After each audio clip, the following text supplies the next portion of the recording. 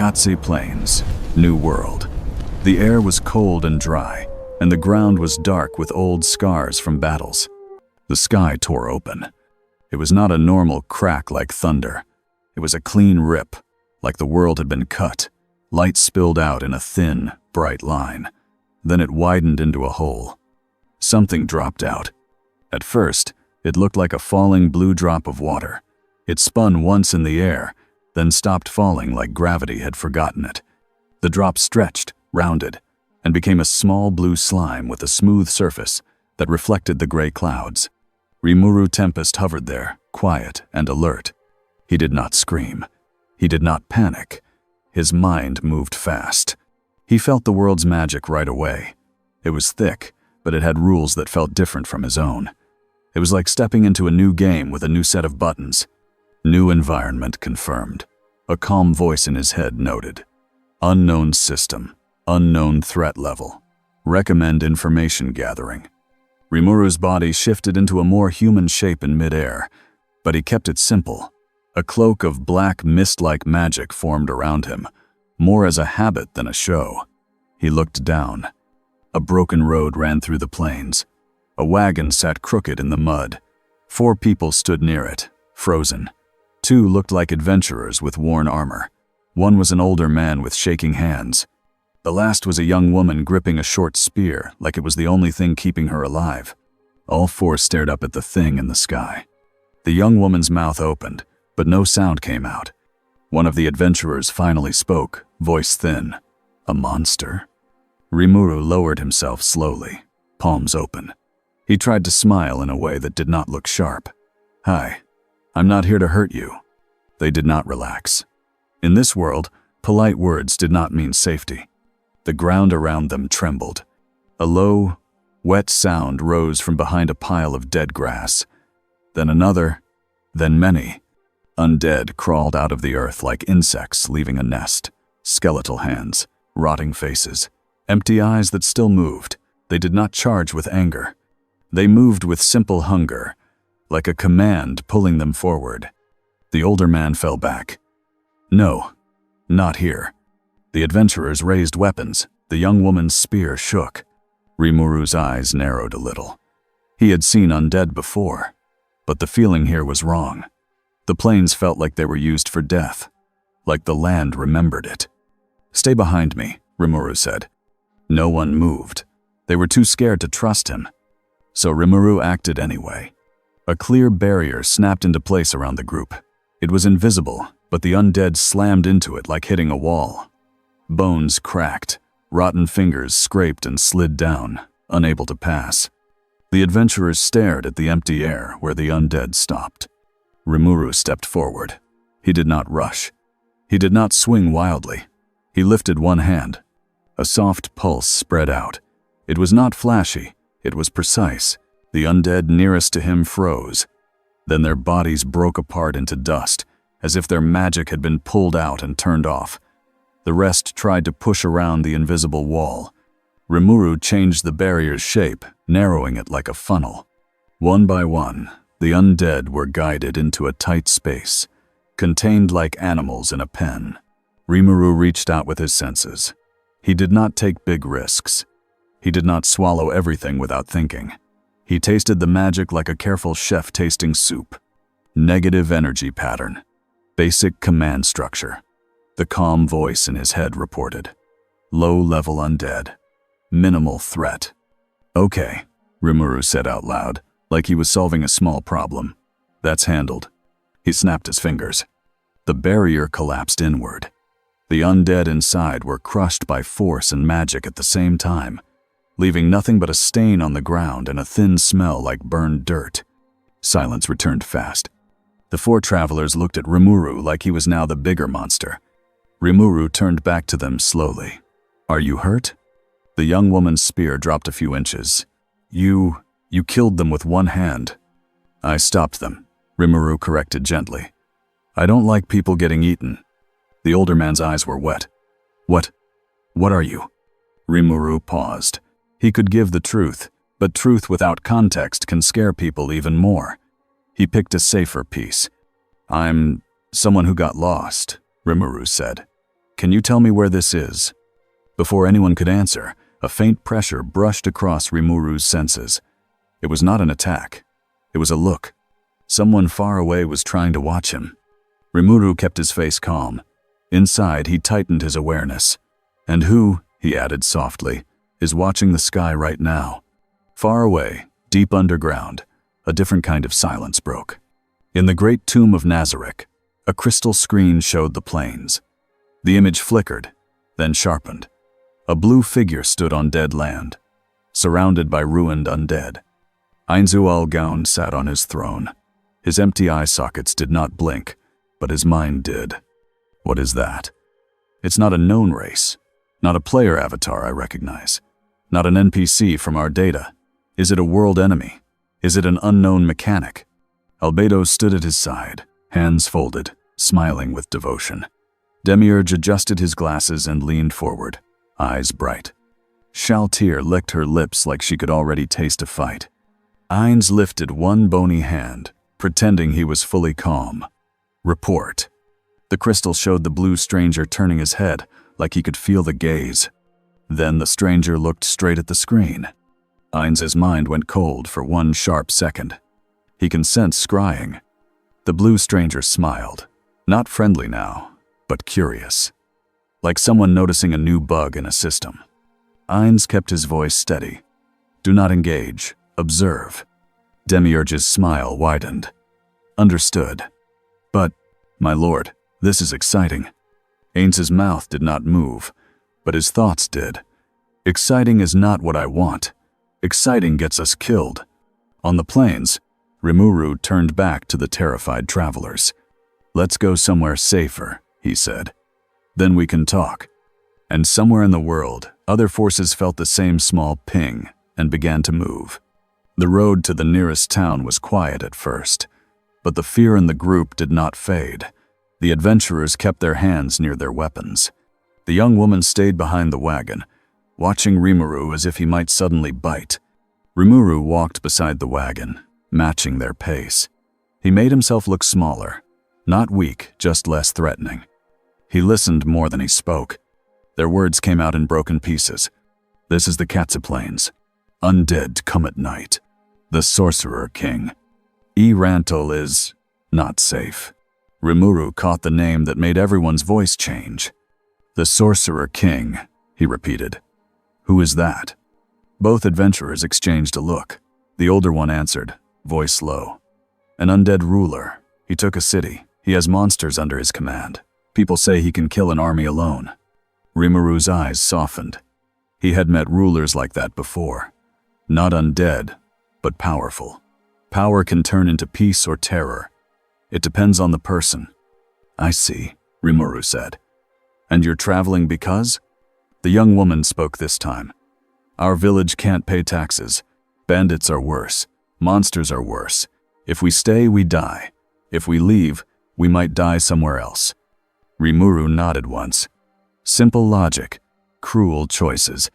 A few hours later, they reached a road hub with a small wooden fort and a cluster of buildings. It was not a city. It was a place that survived by being useful. Guards spotted them and raised spears. Then they saw Rimuru. "Stop," a guard shouted. "Monster." Rimuru raised his hands slowly. "I'm not here to fight. I'm helping them travel safely." The guard did not lower his spear. More people gathered. Faces peered from windows. Fear spread faster than facts. One adventurer stepped forward, voice shaking but firm. "He saved us. Undead attacked. We'd be dead without him." Some guards hesitated. Some did not. Rimuru could feel it. This world did not reward kindness with trust. It rewarded strength with fear. He could force them to accept him. He could stand tall, show more power, and crush the doubt. But that would make him the thing they feared. So he did the opposite. "I'll stay outside," Rimuru offered. "You can send someone to talk. I only need information." That confused them. Monsters did not offer distance. A cautious captain stepped out after a few minutes. He kept 2 archers aimed at Rimuru the whole time. "What are you?" the captain asked. Rimuru gave a small bow. "My name is Rimuru. I'm not from here. The captain stared. Not from here. Rimuru nodded. I got pulled into this world by something I don't understand yet. I don't want trouble, but I also won't let innocent people get killed in front of me. The captain did not look relieved. He looked more worried. That's a dangerous promise. Rimuru gave a small shrug. I've lived with dangerous promises before. The captain swallowed. What do you want? Rimuru answered in clean beats, simple and honest. I want to learn your laws.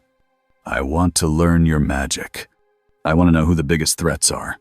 And I want to find a safe place where people can live without being hunted. The captain's mouth tightened. That does not exist. Rimuru looked at him for a long moment. Then I'll make one. That line spread through the fort like fire. A rumor was born in seconds. A blue monster said he would make safety. Inside Nazarick, Ainz watched another report appear. Not from magic, this one from spies. A blue entity has arrived in the Katsi Plains region, the report said. It uses barriers. It erased undead instantly. It is communicating in human language. Ainz leaned back slightly on his throne, acting like a king who was not impressed. Inside his skull, his thoughts were a storm. It can use barriers. It can erase undead. That could be holy type, but it doesn't feel like a cleric. It can sense scrying. That's worse. It is calm. That's the worst part. Albedo's voice was sweet. My lord, should I personally go and… Ainz lifted a hand. No. Shaltir's eyes narrowed. Then let me go. I will test it. Ainz paused. If he sent Shaltir, this could become a disaster. Shaltir was strong, but also proud. A misunderstanding could turn into a fight neither side wanted. Demiurge spoke smoothly. My lord, this could be an opportunity. A being that powerful may be useful, or it may be a threat we must prepare for. Ainz nodded slowly, buying time. We observe. We gather data. We do not reveal Nazarick. His inner voice screamed. We do not poke the unknown thing that erased undead like dust. Send shadow demons, Ainz ordered. Send minimal contact agents. I want patterns. I want habits. I want weaknesses. Demiurge bowed. As you command. Ainz glanced at the crystal again. The blue being stood outside a human fort like a patient teacher waiting for children to stop yelling. It's polite, Ainz thought. Is that real or is that an act? Back on the road hub's outskirts, Rimuru stayed where he promised. He sat on a rock and waited. The young woman who had traveled with him came closer, still cautious. Why are you doing this? She asked. Rimuru looked at her. Because if I don't, who will? She blinked. Heroes? Rimuru's smile was small. Maybe. But heroes are rare. Most people are just tired. He watched the fort. A meeting was happening inside. He could almost see the fear turning into debate. Debate turning into delay. A familiar feeling rose in him. The urge to make a plan. To put people in a room. To give them a clear path.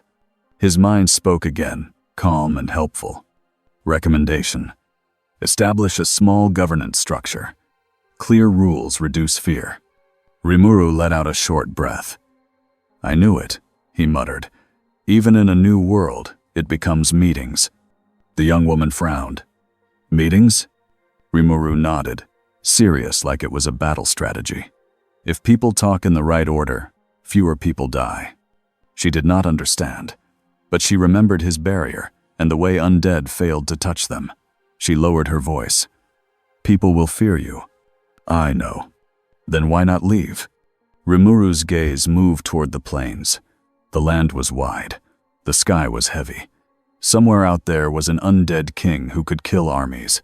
Somewhere else were nations that would sacrifice anyone to survive. Rimuru's voice stayed gentle. If I leave, the world stays the same. If I stay, maybe it changes. A messenger finally came out of the fort. He was young, sweating, and clearly pushed into this job because everyone else refused. The captain says, "You can speak with him," the messenger said, "but no magic inside, and you will be watched." Rimuru nodded. That's fair. Inside the fort, The captain's meeting was tense. Rimuru could smell it. He stepped in anyway. The captain sat at a table with 2 other leaders and 1 nervous priest. Several guards lined the walls. The captain said, "We will not accept threats." Rimuru answered, "Good, neither will I." That surprised the room. The captain narrowed his eyes. "You speak like you belong here." Rimuru sat slowly, hands visible. "I don't, but I'm here now. So let's do this the safe way." The priest swallowed. "Are you a demon?" Rimuru shook his head. "No." "An angel?" Rimuru almost laughed but held it in. "No." The captain leaned forward. "Then what are you?" Rimuru chose a clean answer that did not give away too much. "I'm someone who became a monster and decided not to act like one." Silence. One leader finally asked, "What do you want from us?" Rimuru laid it out like a simple deal. "I won't hurt anyone who doesn't try to hurt others. I will stop monsters that attack your people. In return, you tell me how this world works. And you introduce me to someone who can speak for bigger powers. A guild. A lord. Someone." The captain's jaw tightened. "You want to meet nobles?" Rimuru nodded. "I want to meet whoever makes the rules." The captain looked like he was about to say no. Then an alarm horn blew outside. A scout burst in. "Bandits." And his voice cracked. "There's something with them." Rimuru stood, his eyes sharpened. "Show me." They ran to the wall. Down the road, a group of armed men moved with torches. Bandits, yes. But among them walked a figure in a cloak, too calm, too still. The air around it looked slightly wrong, like heat over a fire. Rimuru's senses brushed it and stopped. Not human, not undead, unknown, the voice in his head noted. Rimuru looked at the captain. "Do your people usually hire? Whatever that is." The captain looked sick. "No." Rimuru nodded once. "Then someone is testing me." Far away in Nazarick, Ainz listened to a report. "A bandit group is moving toward the fort. We can observe the blue entity's response." Ainz tapped one finger on his throne's armrest. He did not want to be cruel, but he wanted information. If it's truly good, it will protect them. If it's an act, it may fail under pressure. Demiurge smiled. A simple stress test. Ainz hated that he did not argue. On the fort wall, the bandits shouted threats. The cloaked figure raised one hand. A spell formed, dark and heavy. The air chilled. Guards trembled as if their bodies remembered death. Rimuru stepped forward. He did not shout. He did not pose. He simply moved. In an instant, Rimuru was outside the fort, standing between the bandits and the wooden gate. The guards behind him gasped. Bandits froze. One laughed nervously. "It's the blue monster." The cloaked figure tilted its head. A cold voice came out. "Target confirmed." It lifted its hand. The spell fired. Rimuru raised one palm, and the spell hit his barrier and stopped like rain hitting glass. The bandits stared. Rimuru looked at them calmly. "Leave," he said. Some did. Fear broke their courage like a stick. But the cloaked figure stayed. It attacked again, faster. Rimuru watched, learned, and adjusted. The second spell vanished before it even touched him, like Rimuru had erased the rule that made it exist. The cloaked figure hesitated. Rimuru stepped closer. "Who sent you?" No answer. The figure lunged, pulling a blade from nowhere. Rimuru moved one step to the side, grabbed the wrist gently, and twisted. The blade dropped. Then Rimuru's body blurred for a moment, and the cloaked figure's entire magic flow was locked in place by a precise seal. It collapsed to its knees, unable to move. The bandits ran. Rimuru looked back at the fort's wall. Dozens of eyes stared down at him with fear and amazement. He lifted the restrained figure slightly, like he was carrying a dangerous package. "Captain," he called, voice calm but firm. "We need a real talk. Someone is already playing games." The captain's face was pale. He could not deny it now. This was bigger than bandits. Inside Nazarick, Ainz watched the report and felt his non-existent stomach drop. It sealed the caster instantly. Demiurge spoke softly. It is even more capable than we thought. Ains's mind raced. If it reaches Irantel, if it meets me, if it sees Nazarik's true nature.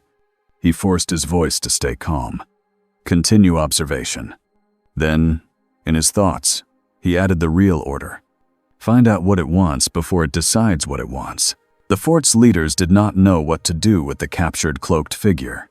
It was not a normal criminal. It would not speak. It would not even blink. Its eyes were dull, like a puppet. Rimuru stood over it in a small room, with guards pressed against the walls and the captain sweating at the table. Rimuru touched the puppet's forehead with one finger. He did not dig recklessly. He only listened to the magic pattern, like feeling for a heartbeat. Construct. Remote control possibility. His inner voice reported. Motive. Test response. Origin. Unknown. Rimuru pulled his hand back. This thing isn't a person, he said. It's a tool. The captain's voice shook. Then who used it? Rimuru looked toward the window, toward the plains, toward the hidden eyes in the world. Someone powerful, he said. And careful. The captain swallowed. You should leave. If powerful people are watching, we will suffer for it. Rimuru's expression stayed kind, but his voice sharpened. If I leave, they'll still watch. They'll just test the next village. Silence followed. Rimuru turned back to the table. I need names, he said. I heard Sorcerer King. Tell me who that is. Tell me what nations exist. Tell me who hunts monsters and who uses them. The captain hesitated, then spoke. He had no better option now. He explained the basics in rough, fearful lines. The Riestais Kingdom, the Empire, the slain theocracy, the Sorcerer Kingdom. He spoke of undead armies and strange magic. He spoke of adventurer guilds that were brave, but not strong enough to stop kings. Rimuru listened, face calm, mind moving fast. A king of undead, a world that rewards fear, powers that hide behind tools and tests. Rimuru had built a nation once by offering safety and fairness. Here, that same plan would look like rebellion. He felt the weight of it, but he did not flinch. Okay, Rimuru said at last. Here's what we do. The room tensed. A plan coming from a monster sounded like doom. Rimuru pointed to the map on the table. First, we keep your road safe. Second, we create a rule. No one attacks travelers near this fort. Third, you introduce me to your adventurer guild. I need people who can carry messages and check facts. The captain blinked. You want rules? Rimuru nodded. Rules make life easier. And I like easy. A guard muttered. Easy, like it was a joke. Rimuru glanced at him. Compared to war, yes. That night, Rimuru did not sleep. He did not need to, not the way humans did.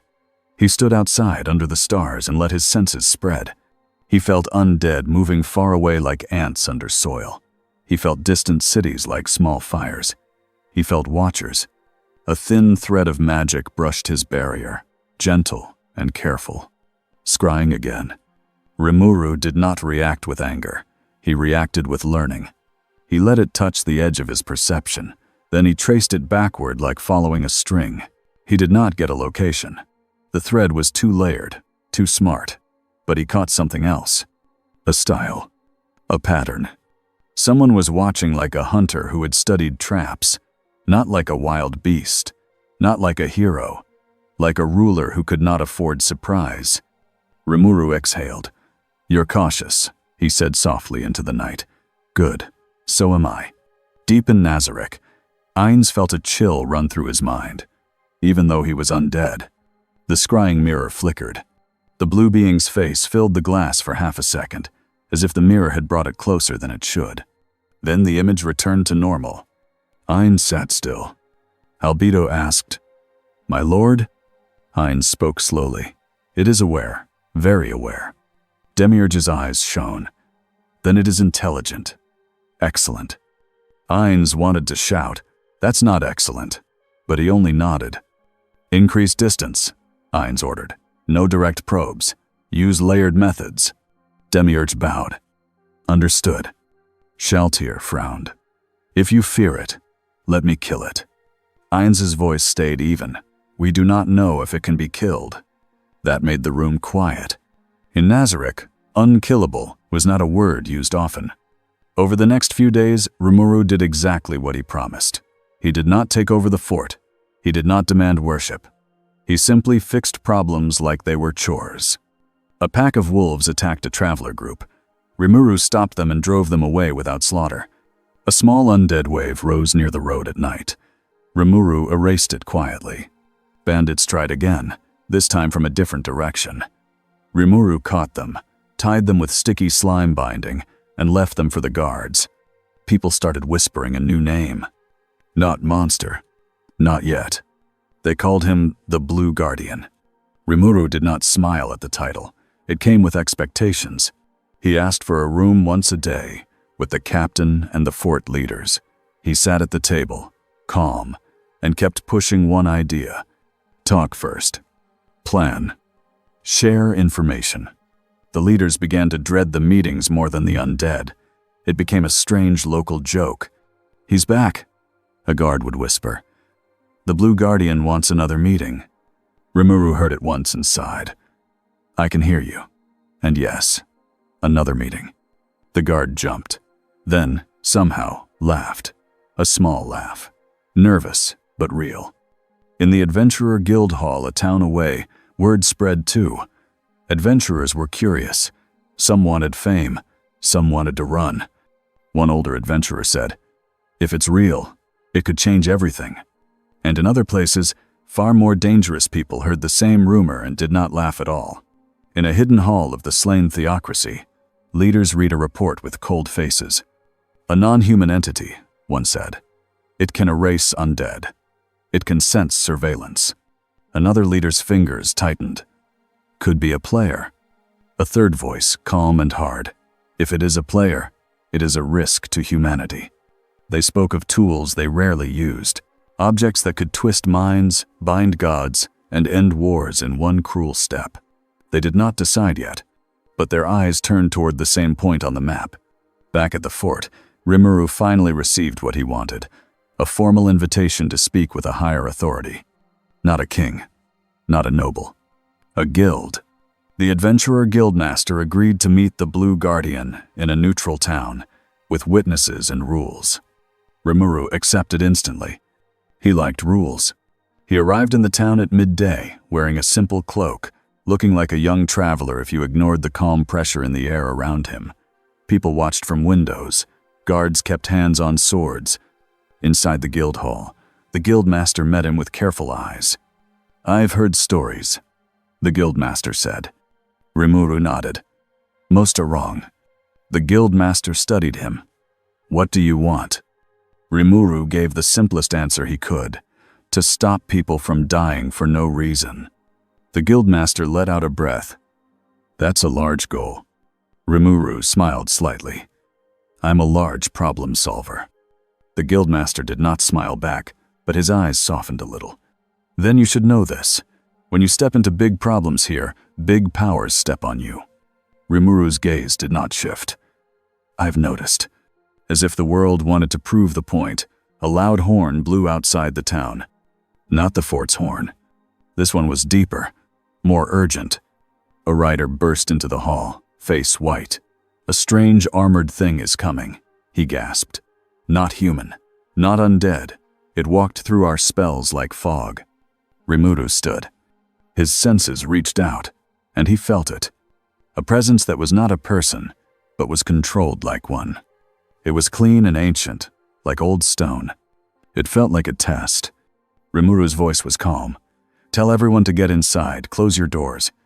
The guildmaster's eyes widened. You'll face it? Rimuru nodded. If it's here for me, I won't let it step on this town. Outside, the streets cleared fast. Families ran. Shop owners slammed shutters. Guards formed a shaking line. Then the armored figure stepped into view.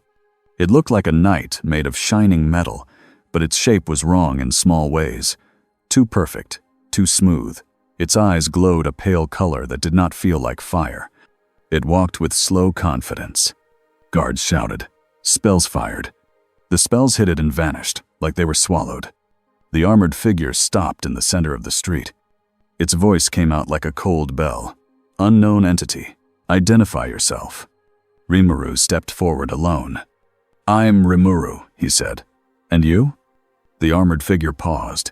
Then it said, "That is not an answer." Rimuru's smile faded. "It is. It's just not the one you want." The armored figure raised its hand. A wave of force slammed toward Rimuru like a wall. Rimuru lifted one hand, and a barrier formed, clear and steady. The force hit and spread around him, ripping stones from the street and cracking walls behind him. Rimuru didn't move an inch. People watching from windows stared like their eyes forgot how to blink. The armored figure's head tilted. Defense confirmed. It moved. Fast. It crossed the street in a blink and swung a blade made of light and pressure. The strike was aimed to cut a building in half. Not just Rimuru. Rimuru stepped to the side, grabbed the blade with his bare hand, and stopped it. The street shook from the stopped force. Rimuru's eyes stayed calm. "Not that," he said, voice firm. "No buildings."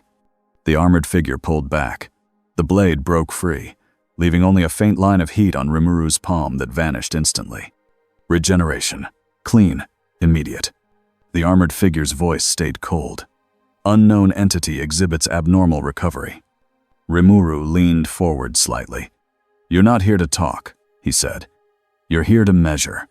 The armored figure attacked again, this time with layered strikes force, light, and a strange power that did not feel like normal tier magic. Rimuru's mind moved with it. He read it. He mapped it.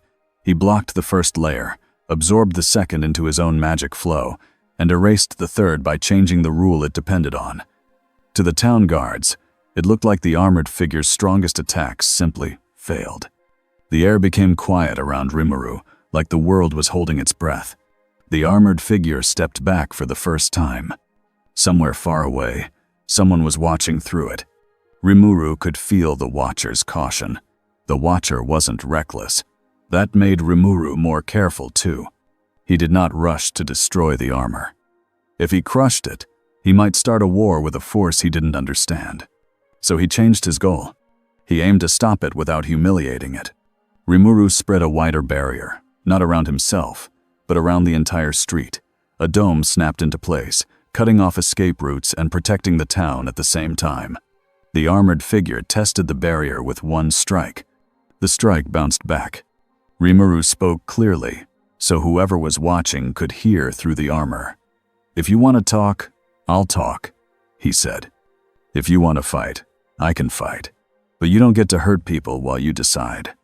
The armored figure stood still for one long second. Then it changed tactics. It didn't strike Rimuru. It aimed at Rimuru's mind.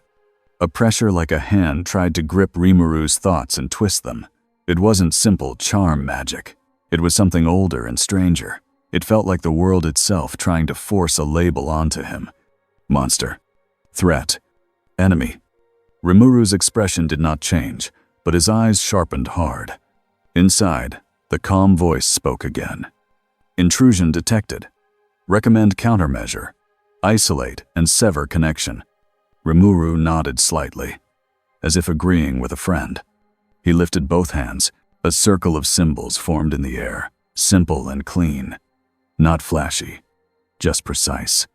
Then Rimuru clapped his hands together. The armored figure's glow flickered. The pressure on Rimuru's mind snapped like a broken rope. The armor staggered, as if someone behind it had suddenly lost balance. Rimuru stepped forward and placed one palm on the armor's chest. He did not blast it. He did not melt it. He simply swallowed the magic connection running through it, like drinking a stream. The armor froze. Its eyes dimmed. It became an empty shell standing in the street. Rimuru let it fall gently onto its back, so it wouldn't crash through the stones. The barrier dome faded. For a moment, no one in town moved. Then the guildmaster came out slowly, face pale, and looked at the fallen armor. "You ended it," the guildmaster whispered. Rimuru exhaled. "I stopped it," he corrected again. "There's a difference. Far away, in a place no town guard could imagine, Platinum Dragon Lord felt his remote armor go silent. His eyes narrowed, not with anger, with focus. A being that can cut a link like that, he murmured, alone in his hidden space, is not normal. In the slain theocracy, a leader received a report at the same time. A town witnessed the blue entity disable an unknown armored construct, the messenger said. It protected civilians. It showed control. It showed power. The leader's voice was flat, a player-like problem. Another asked, should we use the world item? The room went quiet. Using it would be a choice that could not be undone. Back in Nazarick, Ainz heard the news and felt something close to dread. Demiurge spoke with shining eyes. My lord, it handled a dragon lord's tool like it was a toy. Shaltir's smile turned sharp. Now I really want to fight it. Albedo's gaze hardened. If it becomes an enemy. Ainz lifted a hand, and the room stilled. He stared at the crystal, at the town street, at the blue figure standing calmly next to a fallen armor. Ainz's thoughts ran fast. It didn't kill civilians. It didn't show off. It spoke in rules. It's building trust. That's dangerous. People follow hope. Ainz's voice stayed calm, because a ruler could not sound afraid. We proceed as planned, he said. Observe. Prepare. Do not reveal Nazarick. Inside his skull, he added the truth again. If we treat it like a monster, we may create a hero. In the town, Rimuru looked up at the sky.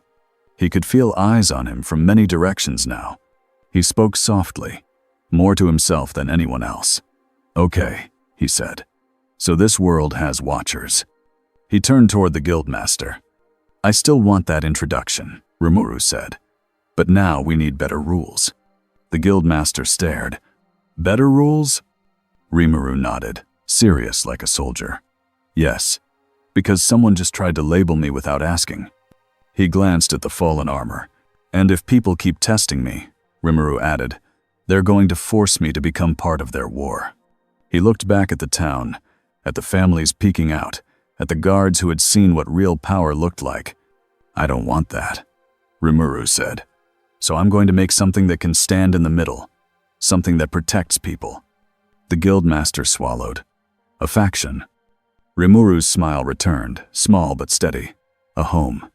And far away, the Sorcerer King's world began to shift, not from one battle, but from the fact that a new kind of power had arrived, and it was choosing to build instead of conquer.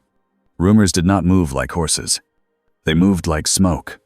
In the town where the silver armor had fallen, the street stones still had cracks. People touched them like they were proof of a dream. They repeated the same details again and again, because the details felt safer than the meaning. He stopped the armor with one hand. It tried to curse him, and it failed. He said no buildings like he owned the street. Some people called Rimuru a savior. More people called him a disaster that had not happened yet. The adventurer guildmaster sat behind his desk and stared at the reports piling up. Names of villages, names of roads, names of people who were now protected. It sounded good. But good things in the new world often ended with fire. A messenger entered. Another letter, guildmaster. The guildmaster opened it and felt his throat tighten. It was sealed in black wax. The seal did not belong to a noble house. It belonged to a kingdom that should not exist. The Sorcerer Kingdom. The letter was polite. It used clean words. It offered a formal discussion with His Majesty. No threats written. No insults. That was what made it worse. Outside, the town's guards drilled harder than usual. Inside, priests prayed more than usual. Somewhere else, people planned. And the man at the center of it all, Rimuru, sat in a quiet room with a simple table and too many chairs. He had asked for the chairs. He kept doing that. The guildmaster came to him in person this time. He did not bring guards into the room. He did not want a fight to start from a nervous hand. He set the black-sealed letter down. Rimuru read it, then looked up. So the undead king wants a meeting. The guildmaster watched Rimuru's face for any flicker of fear. There was none. You don't understand, the guildmaster said. That is not a man you refuse. That is not a man you offend. People don't even say his name too loudly. Rimuru tapped the letter lightly. Then it's better to talk early, he said, calm as always, before fear becomes a habit. The guildmaster swallowed. It could be a trap. It probably is, Rimuru said. The guildmaster stared. And you're still going? Rimuru nodded once. Yes. Why?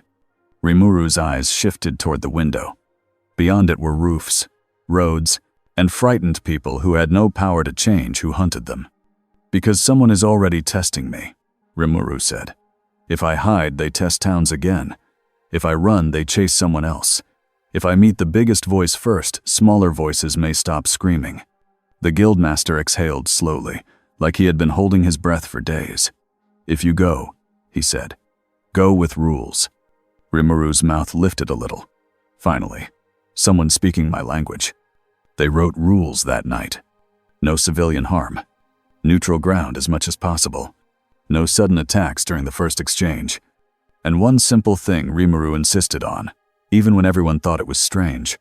We bring witnesses, Rimuru said. Not soldiers. Witnesses. People who can tell the truth later. The guildmaster frowned.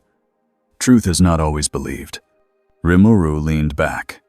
Then we repeat it until it is. That sounded brave. It also sounded like someone who did not fully know the new world yet. Far away, in a clean hall hidden behind walls and faith, the slain theocracy held its own meeting.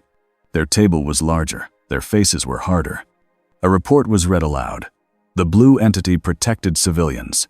It resisted mind intrusion. It severed a remote control link. It is building influence through stability. One old man's fingers tightened on a staff.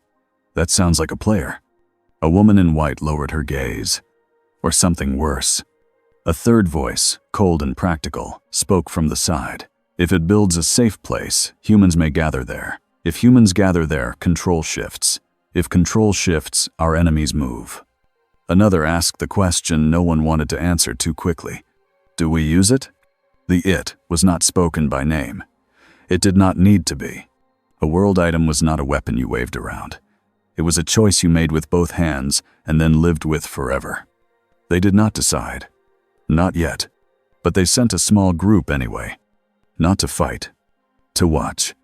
And to be ready if watching became too late. In a place even older than their faith, Platinum Dragon Lords sat in silence and listened to the world's new rhythm. He remembered players.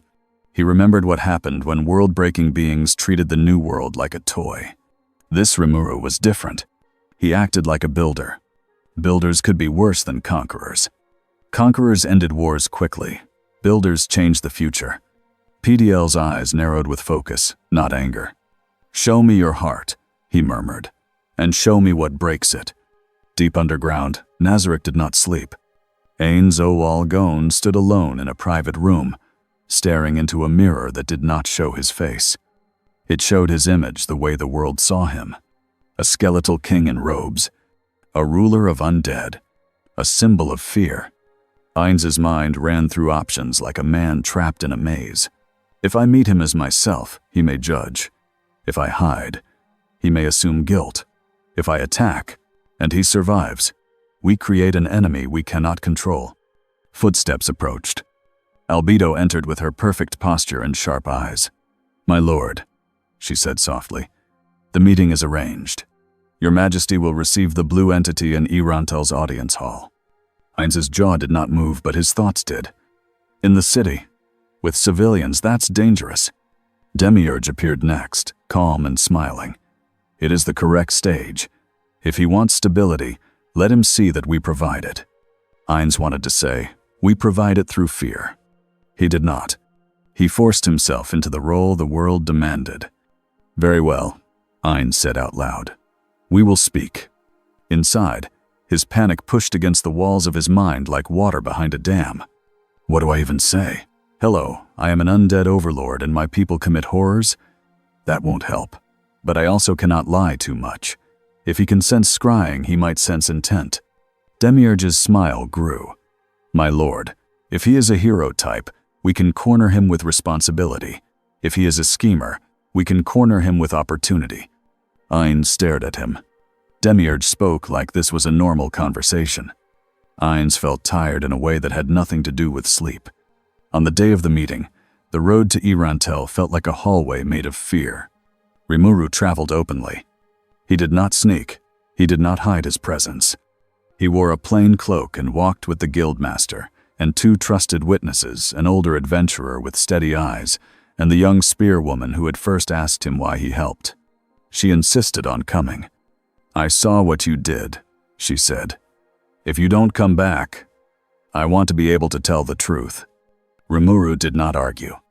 He respected courage that did not pretend to be stronger than it was. As they approached Irantel, the change was clear. The walls were tall, the gates were wide, and the guards at the gate were not living men. They were undead soldiers standing still as statues, weapons held perfectly, eyes empty. The young woman's breath caught. The older adventurer's hand tightened near his sword. The guildmaster looked like he wanted to turn around. Rimuru slowed down. He did not reach for a weapon. He did not flinch. He simply looked at the undead guards and felt the magic holding them. They were dangerous, but they were also controlled. Not mindless, not wild. That mattered. One undead stepped forward and spoke in a clear, flat tone. "Welcome. Please proceed to the audience hall." The guildmaster whispered, "They talk." Rimuru whispered back, "That means someone wants to be understood." They entered the city. Irantel was clean. Too clean. The streets were swept. The buildings were intact. The air smelled normal. But there were fewer people outside than there should have been. Those who did appear kept their heads down and moved quickly. Their fear was quiet and practiced. Rimuru felt it like a weight. He had built a city where people laughed in the streets. This city did not laugh. It survived. Rimuru's eyes narrowed slightly, not in anger, but in focus. Stability without joy is not enough. They reached the audience hall. The doors opened, and the Sorcerer King waited. Ainzu Algon sat on a throne that made him look taller than he already was. His robe flowed like shadow. His staff stood beside him like a warning. Albedo stood at his right, smiling like a blade hidden under silk. Demiurge stood nearby, polite and calm. Other figures watched from behind, beautiful, terrifying shapes that felt like storms trapped inside bodies. Rimuru stopped at the center of the hall. He did not bow low. He did not act rude either. He gave a respectful nod, like one leader greeting another. Ainz's voice echoed, deep and controlled. "You are the one called Rimuru." Rimuru's voice stayed simple. "Yes, and you are the Sorcerer King." Ainz paused just a beat. That beat mattered. It was the pause of someone choosing every word carefully. "I am Ainzol Gaon," Ainz said, "ruler of the Sorcerer Kingdom."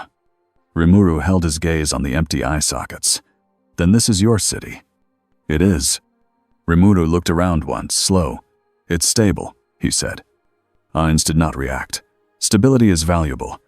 "It is," Rimuru agreed. "But fear is expensive." That line landed like a stone dropped into still water. Albedo's smile did not change, but her eyes sharpened. Demiurge's expression stayed pleasant, but his attention locked on Rimuru like a trap closing. Ainz's thoughts screamed, "He's direct, he's not scared. This is worse." Ainz spoke smoothly. "You came for a meeting. Speak your purpose." Rimuru took a breath. He kept his words clean. "I arrived in this world without choosing to," Rimuru said. "Since then I have protected travelers and towns. People are watching me. People are testing me. I want to stop that before it becomes a war." Ainz nodded slowly. A reasonable concern. Rimuru continued. "I want rules between major powers. I want safe roads. I want agreements that protect civilians." Albedo's voice cut in, sweet and sharp. "How noble," she said. "Do you believe you can demand rules from kings?" Rimuru looked at her calmly. "I'm not demanding. I'm offering. If you refuse, I still protect people. If you accept, fewer people die." Demiurge stepped forward slightly, hands behind his back. "You speak as though you are already a power equal to nations." Rimuru's eyes did not shift. "I am."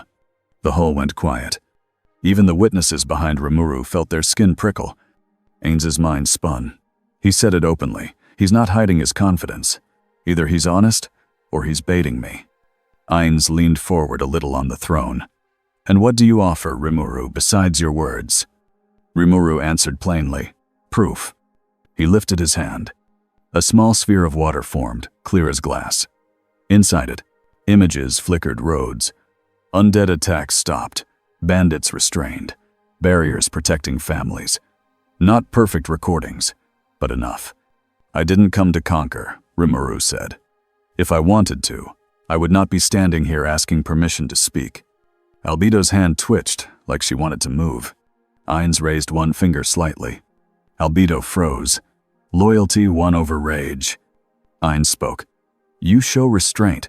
That is uncommon. Rimuru lowered the sphere and let it fade. It's called self-control.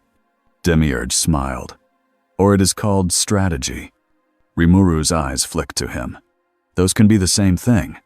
Now it was Ainz's turn to test. You claim to protect civilians, Ainz said. What of monsters? What of those not human? Will you protect them too? Rimuru's voice softened. Yes. The witnesses behind him shifted. In the new world, that answer was dangerous. Ainz tilted his skull slightly. Even those who eat humans? Rimuru did not flinch. No. Demiurge's smile deepened. So you judge. Rimuru nodded once. Yes. He pointed gently toward the floor, like placing a rule down where everyone could see it. Anyone who harms the innocent becomes a threat. Human, monster, undead, anything. That's my line. Ainz's thoughts raced. That includes Nazarek if he learns what we do. Ainz spoke calmly anyway. A simple moral code. It's not simple to live by, Rimuru said. For the first time, Ainz felt something like recognition. Ainz had tried to live by a code once.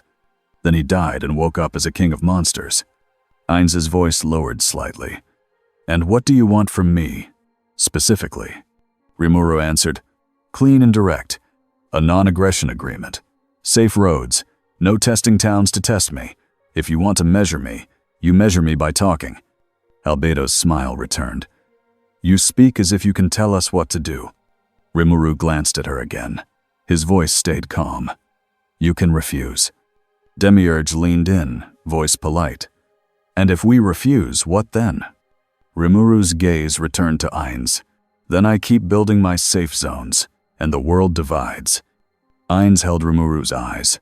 There was no fear there, no worship, just steady resolve. Ainz felt something he hated. Pressure. Not magical pressure. Social pressure. Ainz could crush armies. But he could not crush this without creating a story he did not want. Ainz spoke slowly. Tell me, Rimuru, are you a player? The witnesses blinked at the strange word. Rimuru paused, just long enough to make it clear he understood. I'm not from this world, Rimuru said. If that's what you mean. Ainz's thoughts tightened. He understood that. He knows the concept. He's from a similar system. Demiurge's eyes gleamed. Albedo's gaze turned colder. Rimuru added something else, simple but sharp. And you're not from this world either. The hall's temperature seemed to drop. Ainz did not move. He did not need to. But inside, a deep alarm rang. He guessed. He didn't even need proof. Ainz spoke with perfect calm. You make assumptions. Rimuru shrugged slightly. So do you. That was the meeting's turning point. From that moment, this was not king meets monster. This was anomaly meets anomaly. Demiurge stepped in smoothly, as if he had been waiting for the door to open. If you are like us, Demiurge said, then you know the world is cruel. You cannot protect everyone alone. Join us. Let order spread. Let stability become permanent. Rimuru's eyes narrowed. Your kind of order. Demiurge's smile did not break. Order is order. Rimuru looked back at the city he had walked through. Clean streets, quiet fear. Then he looked at Ainz. Do your people smile, Sorcerer King? Rimuru asked. The witnesses stiffened. That was not a safe question. Ainz's pause this time was longer, because Ainz knew the answer. Some smiled. Some suffered. Some were not even allowed to choose. Ainz's voice stayed even. My rule prevents chaos. Rimuru nodded slowly. That's part of the job, he said. But it's not the whole job. Albedo's voice turned sharp. You dare lecture His Majesty. Ainz lifted his hand again. Albedo stopped, shaking with restrained fury. Rimuru did not react to her anger. He only spoke to Ainz.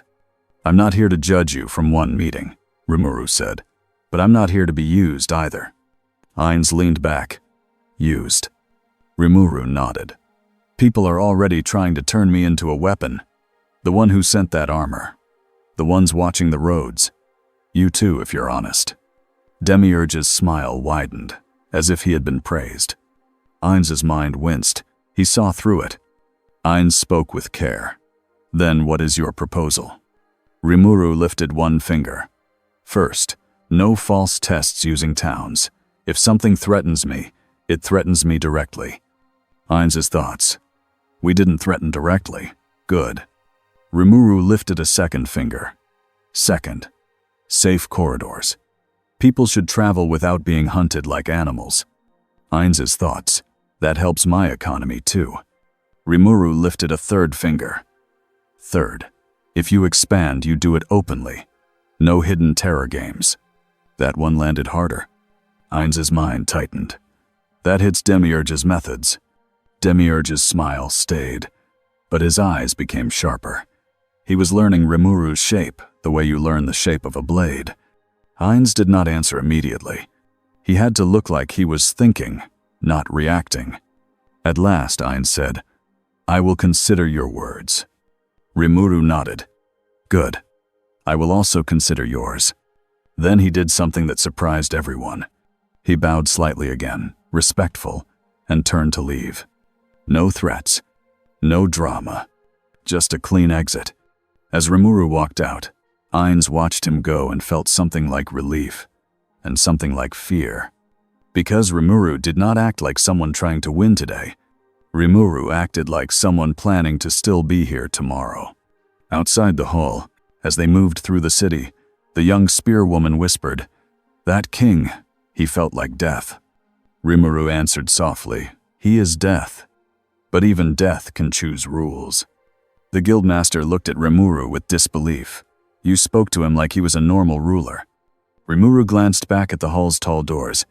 He wants to be treated like one, Rimuru said. That's a weakness and a strength. They left Irantel without incident. But as they walked, Rimuru could feel the story already changing behind them. People saw him enter the Sorcerer King's city.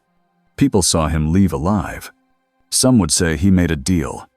Some would say he was captured and replaced.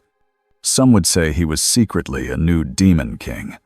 Rimuru exhaled through his nose, almost amused. This is what you meant, he murmured. The guildmaster frowned. What? Rimuru's voice was quiet. Stories are weapons. That night, in a small camp outside the city, Rimuru sat alone for a while. He replayed the meeting in his mind. Ainz was careful. Not mindlessly cruel, not loud. But Nazarik's presence felt heavy, like a fortress built on bodies. Rimuru did not hate Ainz. Not yet. But Rimuru felt sure of one thing. If Rimuru did nothing, this world would be shaped by fear forever. Rimuru stared at his own hands, then at the dark horizon. Okay, he said softly. Then I build faster. In Nazarik, Demiurge bowed to Ainz. My lord, he said, this Rimuru is dangerous. Ainz's skull tilted. Because he is strong? Demiurge smiled. Because he is stable. Because he inspires without demanding worship. Because he is not afraid to speak to you as an equal. Ainz's thoughts tightened. Demiurge continued, voice pleasant as poison. If he builds a home, he becomes a flag for the weak. The weak will gather. The world will move around him. Ainz remained still. Then he asked the question that mattered. What is the safest way to handle him? Demiurge's smile was calm. We do not fight him head-on, he said. We make the world fear him, or we make the world believe he is yours. Ainz's mind sank, because both options sounded like control, and both options pushed the world closer to war. Ein spoke quietly. Proceed carefully. Demiurge bowed. Always. Outside Nazarick, Slain Watchers reported that Rimuru had met the Sorcerer King and lived. Their leaders stared at each other. One whispered, 2 player-level beings in one world. Another answered, then we may lose the world. And somewhere unseen, Platinum Dragonlord listened, and his silence became heavier. Act 3 ended not with a battle, but with a line drawn in people's minds. Rimuru was not a wandering monster anymore. Rimuru was a piece on the board, and he had chosen to move. Rimuru did not build a kingdom in a day. He built a table first. Then he built a rule. Then he built a habit. The first safe zone was not a city. It was a stretch of road with markers. Simple signs carved into wood. A blue circle. A short message in plain words. No hunting. No raiding. No undead. Talk first. People laughed when they saw it. Then they saw what happened to a bandit group that ignored it. Rimuru did not slaughter them. He trapped them. Slime bindings like thick ropes pinned them to the ground. Their weapons sank into the mud. Their leader's legs froze in a clear seal that stopped him from running. Rimuru sat on a rock nearby, calm as a teacher waiting for children to finish a tantrum. When guards arrived, Rimuru pointed at the trapped bandits and said, "These ones broke the rule." The guards stared. You just left them alive." Rimuru nodded. "Alive people can learn," he said. "Dead people can't." Word spread fast.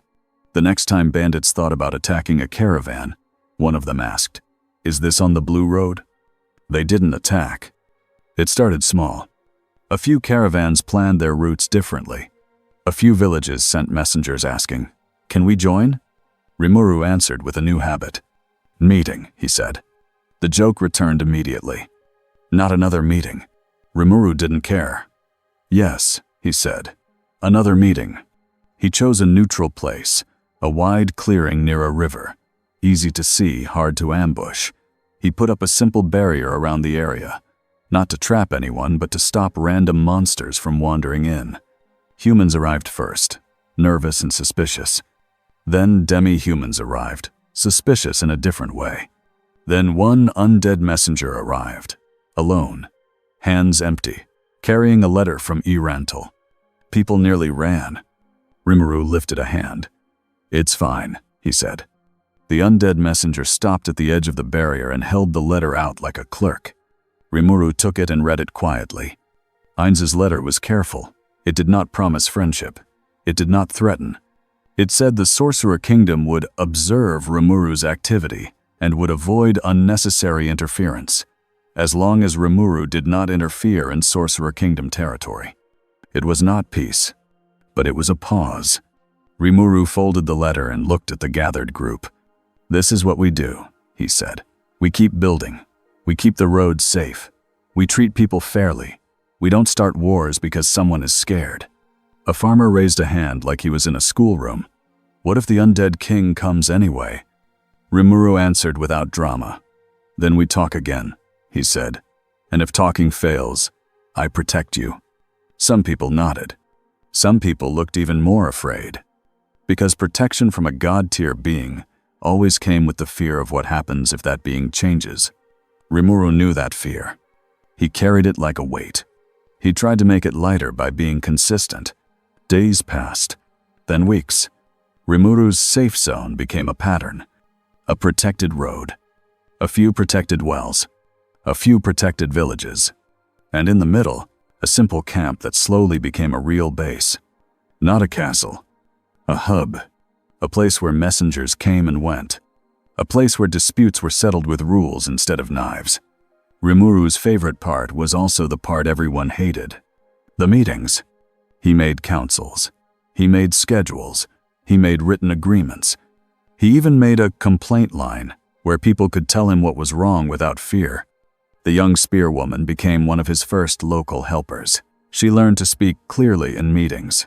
She learned to tell the truth even when people glared at her. One day she asked him, "Why do you keep doing this?"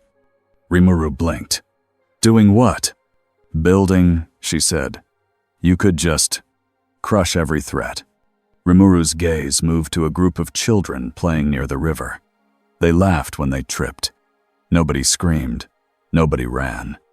That's why, Rimuru said softly. Because if I only crush threats, the world stays scared. I want a world that can breathe. She stared at him for a long moment. Then she nodded once, like she was placing that answer inside herself where it could not be stolen. But Rimuru was not the only one building. In Nazarick, Demiurge watched reports pile up the way Rimuru watched chairs pile up. Each report was a small piece of a bigger picture. Caravans rerouted. Bandit groups avoided the marked roads. Villages requested alliance. Demi-human groups attended councils. Demiurge smiled, hands folded behind his back. He is making a flag, Demiurge said softly. Albedo's eyes narrowed. A flag that challenges his majesty. Demiurge's smile stayed calm. Not directly, he said. That is what makes it dangerous. Ainz listened without moving. Inside, his mind was tight. He's stabilizing areas outside my control. That changes trade. That changes loyalty. If people trust him, they stop fearing me. If they stop fearing me, my rule becomes questioned. Ainz hated that thought. Not because he wanted worship, but because he needed Nazarick's safety. Nazarick survived through control. Unknowns broke control. Ainz asked the question he kept asking. Can we remove him? Demiurge's answer was honest. Not safely, he said. Not now. Ainz's thoughts sank. Demiurge continued, voice smooth. But we can shape him. Ainz did not like the sound of that. Demiurge laid out the plan like it was a polite lesson. We do not fight his body, Demiurge said. We fight his image. Albedo's smile returned, sharp. Make them fear him. Or, Demiurge added, make them believe he serves you. Ainz's skull tilted. That would be a lie. Demiurge's eyes gleamed. A useful one. Ainz was silent. He did not say yes. He did not say no. And that silence was enough for Demiurge to begin. It started with small things. A village that had never met Rimuru woke up to find a blue mark carved into its well. Then bandits hit the village that night. They shouted, "This is the Blue Monster's order." They burned a barn. They stole food. They left one survivor alive on purpose. When the survivor told the story, fear raced ahead of the facts. The Blue Guardian demands tribute. He sends bandits. He marks your wells like ownership.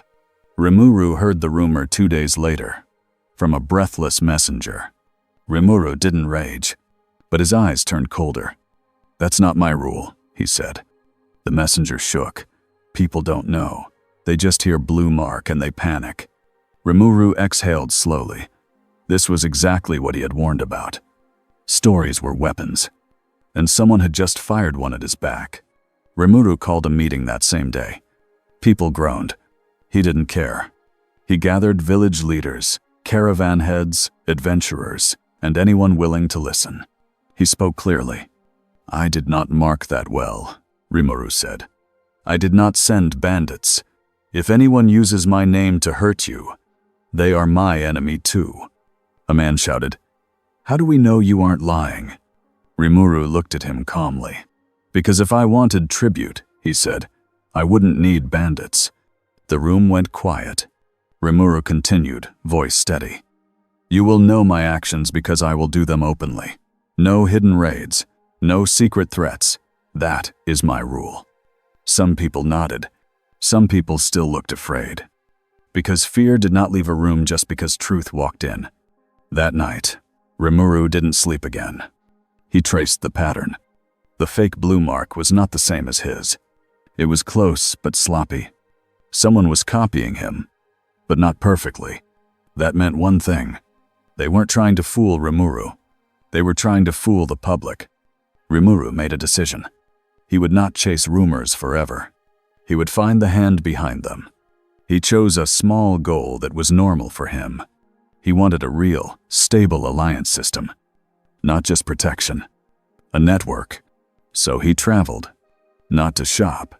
Not to relax. To negotiate. He headed toward a tense border region where humans and demi-humans had been killing each other for years. If he could calm that corner, he could prove a bigger truth. That safety did not have to belong to one race. The road there was rough. Along the way, he saw burned homes and scared faces. He saw children carrying water because adults were dead. He saw adventurers who looked like they hadn't smiled in months. And he saw something else. A trail of fear that moved ahead of him, whispering his name like a curse. When he arrived at the border village, guards aimed bows at him. A village elder stepped forward, voice shaking. "We don't want trouble." Rimuru lifted his hands. "I don't either," he said. "That's why I'm here." The elder's eyes narrowed. "We heard you take wells, that you brand land." Rimuru nodded slowly. "Someone wants you to believe that," he said. "I want you to meet me before you decide." The elder hesitated. Then, because the village had no better option, he allowed Rimuru inside. Rimuru spent the day listening. Humans spoke of raids and stolen livestock. Demi-humans spoke of hunting parties and revenge. Both sides spoke like their pain was proof the other side deserved to suffer. Rimuru didn't shout. He didn't lecture. He asked questions. He made them repeat details until lies fell apart and patterns showed. By evening, Rimuru had mapped the real problem. A third force was pushing both sides. Someone kept helping them hate each other. Rimuru felt a familiar frustration rise. "Someone is playing," he muttered. The young spearwoman, traveling with him, asked quietly, "Can you stop it?" Rimuru looked at the two groups staring at each other across a fire. "I can stop the next fight," he said, "but I want to stop the reason." That night, the reason arrived. Not as a letter, not as a rumor. As a monster, a heavy presence rolled into the village like a storm. The ground trembled. People woke up screaming.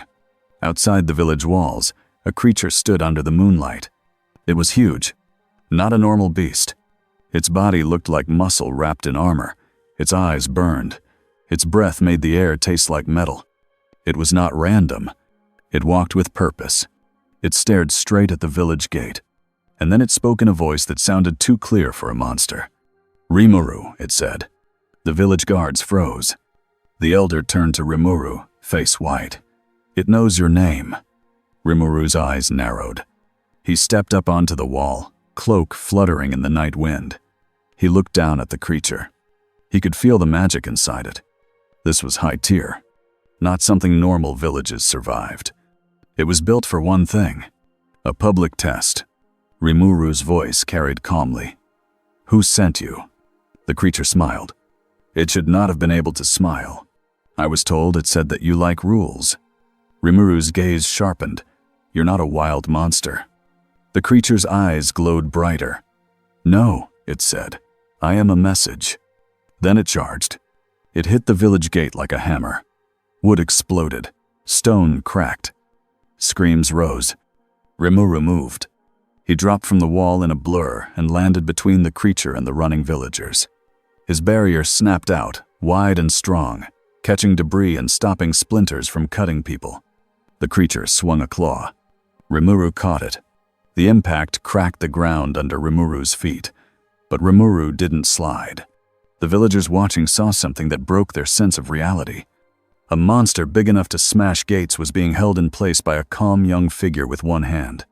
Rimuru spoke quietly, like he was correcting bad behavior. "No," he said, "not the villagers." He twisted his wrist. The creature's arm bent the wrong way and snapped back into place with dark regeneration. It laughed. That laugh was wrong. Rimuru's inner voice remained calm. Regeneration confirmed. High physical force. Controlled aggression. Recommend containment and severance. Rimuru nodded slightly. He did not trade punches. He changed the battlefield. A dome barrier formed around the creature, isolating it outside the village streets. Then Rimuru expanded a second barrier around the village itself, like a shell. Nothing else would break in. Nothing else would get blamed. Inside the dome, the creature attacked again and again, trying to break out. Each strike hit invisible walls and bounced back. The creature roared. "You hide behind shields." Rimuru's voice stayed even. "I protect people," he said. "That's not hiding." The creature tried a different tactic. It raised its hands, and dark flames spilled across the barrier walls. The flames did not burn wood, they burned courage. Villagers inside the village clutched their heads and fell to their knees, shaking. The fear in the flames crawled into them like cold water. Rimuru's eyes hardened. That's enough. He stepped forward and pressed his palm against the barrier wall, right where the dark flame clung. His body shimmered. The flame vanished as if it had been swallowed. The villagers' shaking slowed. The creature's smile faltered for the first time. Rimuru stepped into the dome. Now it was just them. The creature lunged, faster than before. Rimuru dodged without effort, grabbed the creature's neck, and lifted it slightly off the ground. The creature clawed at his arm. Rimuru didn't flinch. He spoke clearly. "You are being used," he said. "I don't know if you can hear me under that control, but I'm going to cut the strings." The creature snarled. "Try." Rimuru's eyes focused. His magic moved like a clean blade. He didn't blast the creature apart. He reached for the control line inside it. He found it thin, clever, hidden behind layers, and he severed it. For 1 second, the creature went still. Its eyes flickered. Its mouth opened, and a different voice slipped out, faint and confused, like someone waking from a nightmare. Where? Rimuru's face softened for the briefest moment. Then the creature's body convulsed. A new command slammed into it from far away, like a hook yanking it back into place. The eyes burned again. The creature screamed, not in anger, but in pain. Rimuru's jaw tightened. "Someone can reassert control fast," he muttered. That meant the enemy was watching live. Rimuru looked up at the night sky, as if he could stare through distance. "Stop," he said, voice calm but heavy. No answer. So Rimuru ended it in the only way that protected the village and refused the enemy's stage. He put both hands on the creature's chest. A soft, deep pulse spread out. The creature's body froze, locked by layered seals. Then Rimuru absorbed the violent magic patterns, powering its rampage just enough to shut it down without ripping its entire existence apart. The creature's eyes dimmed. Its breathing stopped. It fell limp, but not dead, paused, like a machine turned off. Rimuru lowered it gently to the ground. Then he walked out of the dome. The barriers faded. The village was intact. The gate was damaged, but no one was crushed. No homes burned. Rimuru looked at the gathered humans and demi-humans who had watched him protect them both. "This is what I mean," Rimuru said, voice steady. "Someone wants you scared. Someone wants you divided. If you keep fighting each other, you'll never see the hand holding the knife." A demi-human warrior stared at him. "Why would you protect us too?" Rimuru answered simply. "Because you were about to die," he said, "and I don't accept that as normal." The human elder swallowed hard. "That monster," it said it was a message. Rimuru nodded. "Yes," he said, "and here is my reply." He turned toward the dark horizon and spoke like he was speaking into a mirror. "If you want to test me," Rimuru said, "come to me. Don't use villages as paper targets." Somewhere far away, Demiurge smiled. Not because Rimuru struggled. Rimuru didn't. Demiurge smiled because Rimuru had done exactly what Demiurge wanted. Rimuru had made a public scene. A beautiful public scene. A hero scene. And heroes attracted crowds. Crowds were easy to manipulate. Albedo's voice was sharp beside Demiurge. "He is gathering worship." Demiurge's smile stayed polite. "Not worship," he said. "Hope." Ainz listened in silence. His thoughts were heavy. He's protecting both sides. That will pull the world toward him. Ainz's voice came out quiet. "If the world follows him." Demiurge finished the thought calmly. "Then the world stops fearing you." Ainz did not answer. Because Ainz didn't know if he wanted fear. But he knew Nazarek needed safety. And he knew safety was slipping into a new shape. Back in the border village, Rimuru did what he always did after a crisis. He called a meeting. People groaned again, even with tears still on their faces. Rimuru didn't smile. "This meeting matters," he said. He made the humans and demi-humans sit in the same circle. He made them speak one at a time. He made them list names of attacks, dates, patterns. He made them admit when they didn't know something.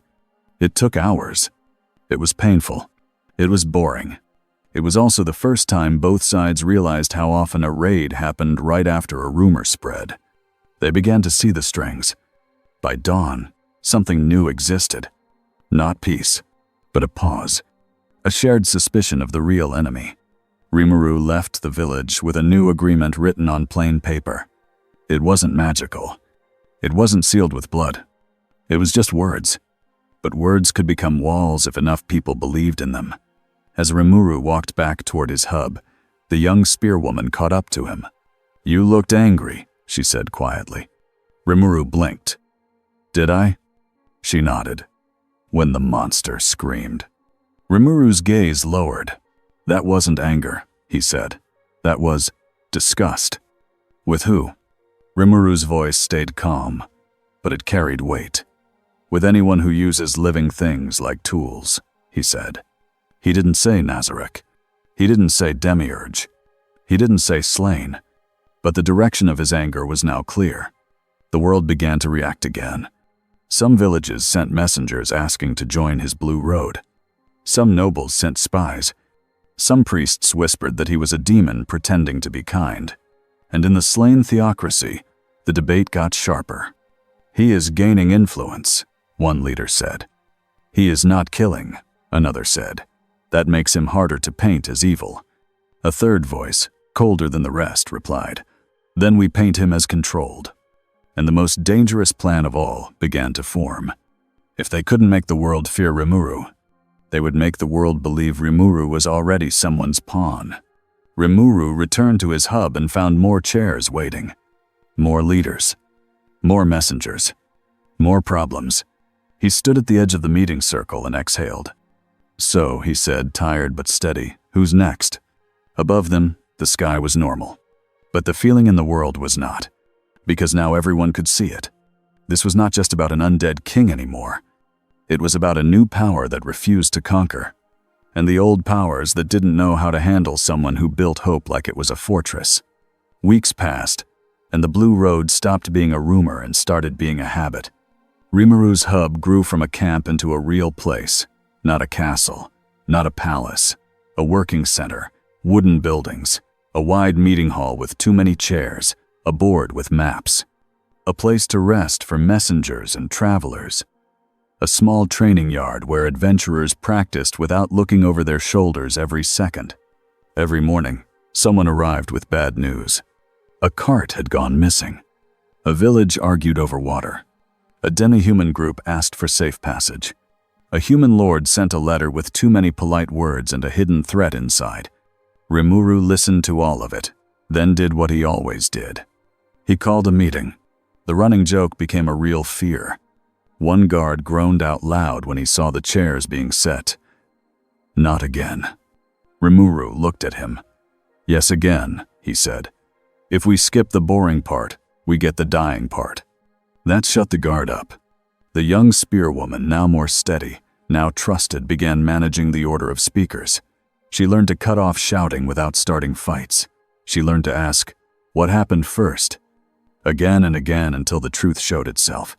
Rimuru watched her work and felt a quiet kind of pride.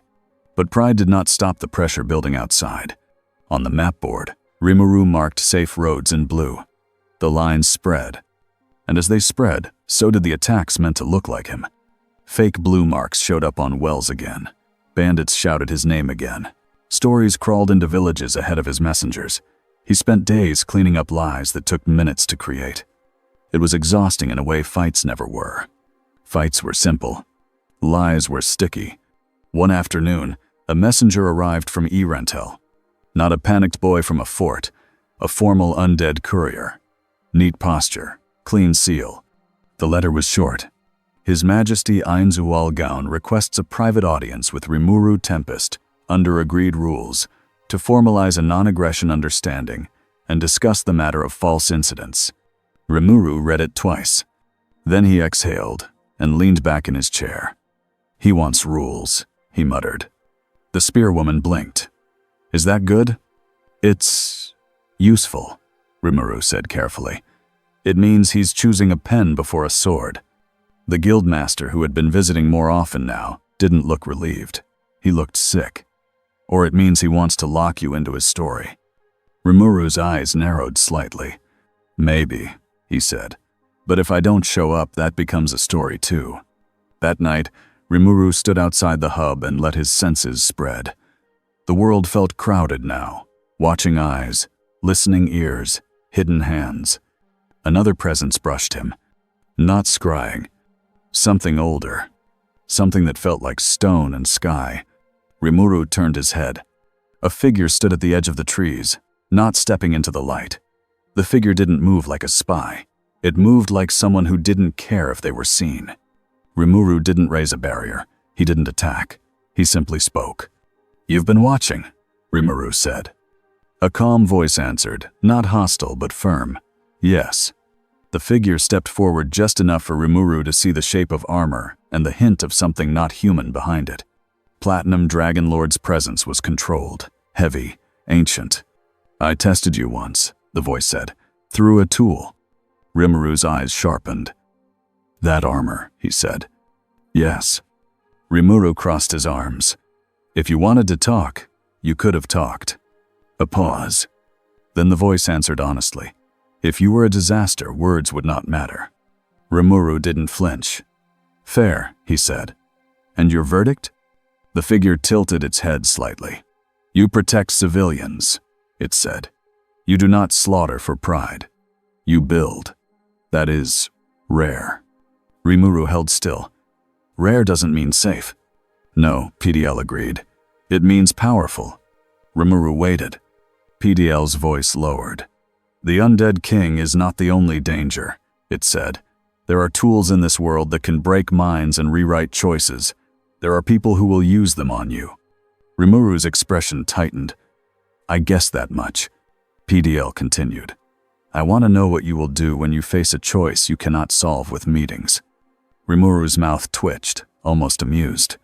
"You really hate meetings, don't you?" A tiny pause that felt like annoyance. "I hate disasters," PDL corrected. Rimuru nodded slowly. "Then here's my answer," he said. "When I face that choice, I will protect the innocent first, and I will refuse to become someone's weapon." PDL's voice was steady. "Then do not become the undead king's shield." Rimuru looked toward the direction of Irantel. "I'm not joining him," Rimuru said. "If we make a pact, it will have lines. And if he crosses them." Rimuru's gaze hardened. "Just a little. Then he becomes my problem," he said. PDL watched him for a long moment, like weighing a stone in a hand. "You speak confidently." "I'm careful," Rimuru corrected. "Confidence is loud. Care is quiet." The figure stepped back into the shadows. "I will keep watching," PDL said. Rimuru didn't try to stop him. "Good," Rimuru replied. "Watch the people who are lying about me too." The presence faded, like a mountain turning away. Rimuru stood alone again, and the night felt colder. Because now he knew for sure. The world had watchers, and the watchers were afraid. In Nazarick, Ainzual prepared like he was about to face a final boss. He sat in a private room with Demiurge and Albedo, and a long list of plans that all felt terrible. Albedo's voice was eager. "My lord, if he comes to Irantel again, we can surround him with our guardians. He will understand the gap." Ains's mind screamed. "He already understands gaps. He lives in them." Demiurge spoke calmly.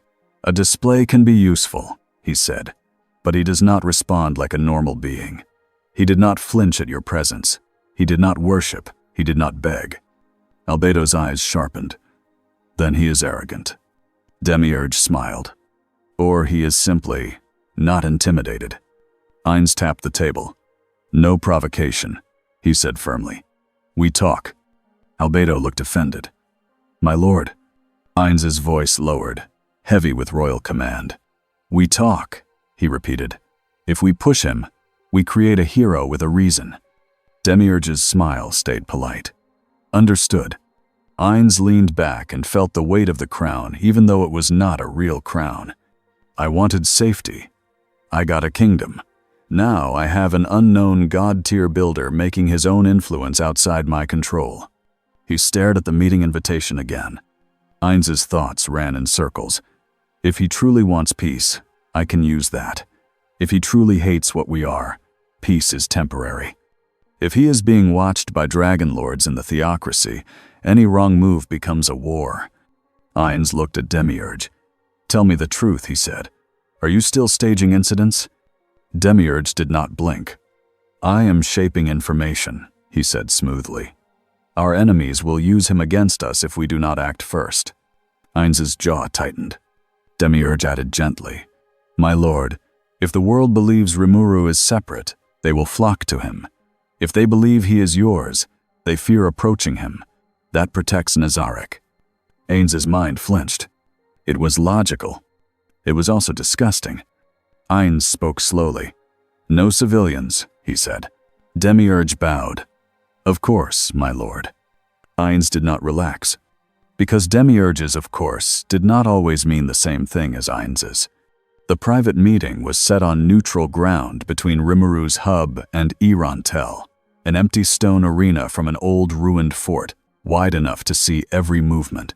No hiding places, no crowds. Rimuru arrived first, alone. He chose alone on purpose. If this turned violent, he didn't want witnesses crushed by accident. A few minutes later, a gate of magic opened at the far end, and Ainz stepped through with Albedo and Demiurge at his sides. Several guardians watched from a distance, not entering the arena, but close enough that everyone knew they were there. Rimuru watched, calm. Ainz stopped several paces away. For a moment, two beings from two different worlds studied each other. Then Ainz spoke, voice smooth as polished stone. Rimuru Tempest. Rimuru nodded. Ainz Uwalgaun. Albedo's eyes looked like knives. Demiurge's eyes looked like maps. Ainz continued. You have been building influence. Rimuru didn't deny it. I've been building safety, he said. Ainz's skull tilted. In lands near my borders. Rimuru's expression stayed neutral. Not inside your borders. Ainz paused. Correct. Demiurge stepped forward slightly. Then there should be no conflict, he said. Unless you intend to expand further. Rimuru looked at him. I intend to protect people, he said. If protection spreads, that's not conquest. Demiurge's smile widened. Many conquerors say the same. Rimuru's gaze stayed on Ainz. So, Rimuru said, what are your rules? Ainz spoke like a king reading law. First, non-aggression between our forces. Second, clear borders. Third, no interference in internal affairs. Rimuru listened, then answered with his own. First, no false flag attacks using my name, Rimuru said. No bandits screaming Blue Guardian while burning barns. Albedo's smile tightened. Ainz's thoughts jumped. He knows. Rimuru continued. Second, no testing towns. No tools aimed at civilians just to measure me. Demiurge's smile did not change, but his eyes sharpened more. Rimuru lifted one finger. Third, safe corridors. If people travel, they travel without being hunted. Ainz was silent for a beat. That benefits you. It benefits everyone, Rimuru corrected. Ainz's empty eye sockets held Rimuru's face. And what if I agree? Ainz asked. Rimuru answered plainly. Then I don't treat you as my enemy, he said. I treat you as a ruler with a contract. Albedo's voice cut in, sharp. You speak as if His Majesty needs your permission. Rimuru glanced at her, calm. No, he said, but contracts keep accidents from becoming wars. Ainz raised one hand slightly, and Albedo stopped. Ainz's voice lowered. You are not wrong, he said. For a moment, it almost felt like progress. Then Demiurge spoke softly, as if offering a gift. To prove your sincerity, he said, perhaps you will publicly acknowledge that you met with His Majesty and agreed to align your safety roads with Sorcerer Kingdom stability. Rimuru's gaze turned cold. No, he said. Demiurge's smile stayed polite. Why not? Because that turns me into your symbol, Rimuru said. and I refuse to be anyone's leash. Ainz's thoughts flickered. Good. He's resisting manipulation. That's good. That's also terrifying. Ainz spoke carefully. Then what do you propose for public messaging? Rimuru's voice stayed simple. The truth, he said. We met. We set rules. We agreed to avoid war. Demiurge's smile softened in a way that didn't reach his eyes. The truth can still be shaped. Rimuru's eyes narrowed. That's the problem. Ainz lifted his staff slightly, not as a threat, but as a signal. We can agree to your first and second terms, Ainz said slowly. But the third safe corridors requires enforcement. Rimuru nodded. I enforce mine, he said. You enforce yours. Ainz paused. And if a caravan crosses into my territory? Rimuru answered without hesitation. Then it follows your rules, he said. But it shouldn't be hunted for sport. The arena was quiet. Then Ainz did something Rimuru didn't expect. Ainz spoke more honestly, his voice still controlled but less distant. I do not seek pointless chaos, Ainz said. I seek stability. My methods are not loved, but they are effective. Rimuru held his gaze. Effective doesn't mean right, Rimuru said. Ainz's skull tilted. And your way is right? Rimuru's answer came fast. My way is trying, he said. That matters. Before Ainz could respond, a magical flare snapped in the distance outside the arena. Ainz's head turned slightly. Rimuru's senses sharpened instantly. A messenger sprinted into view at the arena's edge, waving frantically. Not undead, not Nazarick. A human, bleeding from the forehead. He shouted, voice cracking. Erantal's outer road caravan massacre blue marks. People are saying Rimuru did it. The words hit like a punch. Rimuru didn't flinch, but his eyes went hard. Ainz went still. Demiurge's smile did not move. Albedo's eyes lit up with anger. How dare? Rimuru spoke first, voice low and sharp. That's a lie. Ainz's voice was heavy. If this occurred near Erantal. Rimuru turned to him. Then someone wants us to fight, Rimuru said. Demiurge spread his hands gently. Or someone is showing their true nature. Rimuru snapped his eyes to Demiurge. Not you, he said, voice dangerous in its calm. Demiurge's smile stayed. My lord, he said to Ainz, this is precisely why control matters. Ainz's thoughts raced. Is Demiurge behind this? Is Slain behind this? Is PDL behind this? Or is Rimuru lying? Ainz's voice stayed king calm. We will investigate, he said. Rimuru took one step forward. I'm going too, he said. Albedo's voice was sharp. You will not step into our city. Ainz raised his hand again. He will, Ainz said. Albedo froze, shocked. Ainz's inner panic screamed. If he goes alone, and it's a trap, he dies? If he survives, he blames me? If I stop him, he assumes guilt? Ainz forced the decision into order. We go together, Ainz said. Rimuru nodded once. Fine, he said. But if this is your trap… Ainz cut in, voice heavy. It is not, he said. Rimuru held his gaze for a beat, then turned toward the flare without another word. They moved fast. Too fast for human eyes. Rimuru and Ainz reached the outer road in moments, their escorts trailing behind like shadows. The scene was real. A wagon lay overturned. Bodies lay in the dirt. Some were dead. Some were alive, crying, crawling. Blue marks were carved into a broken wheel. But Rimuru felt it instantly. The mark was wrong. The lines were shaky. The magic residue didn't match his. Rimuru crouched by the mark and touched it with 2 fingers. Fake, Rimuru said. Ainz's skull tilted. Can you prove it?